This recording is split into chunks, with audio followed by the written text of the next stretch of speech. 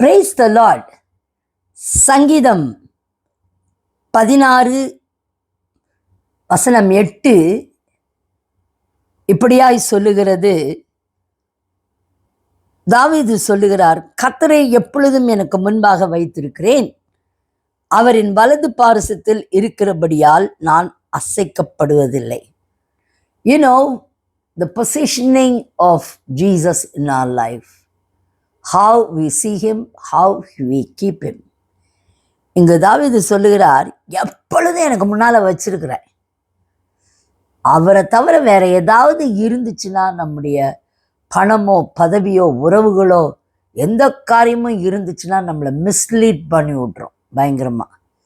ஆனால் when you have Jesus in front of you, நம்ம ஆராதிக்கிற தேவன் நமக்கு முன்பாக எப்பொழுதும் இருக்கும் பொழுதும் நமக்கு இடறுதல் இல்லை. ரெண்டாவதாக அவர் சொல்றாரு, அவர் என் வலது பாரிசத்தில் இருக்கிறபடியால் நான் அசைக்கப்படுவதில்லை.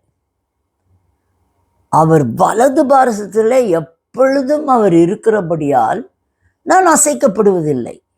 இந்த உலகத்தின் துக்கமான காரியங்களோ, நடக்கக்கூடிய எந்த ஒரு சம்பவங்களோ, எந்த ஒரு கண்ணீரின் பாதைகளோ, நம்மை அசைக்கும்படிக்காய் கடந்து வருகிற பிசாசின் போராட்டங்களோ எதுவா இருந்தாலும், see, it's a guarantee, கர்த்தர் நம்முடைய வலது பாரிசத்திலே அவர் இருக்கிறபடியால் நாம் அசைக்கப்படுவதில்லை.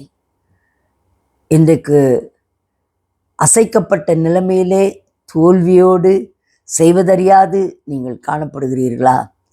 Just keep Jesus in front of you.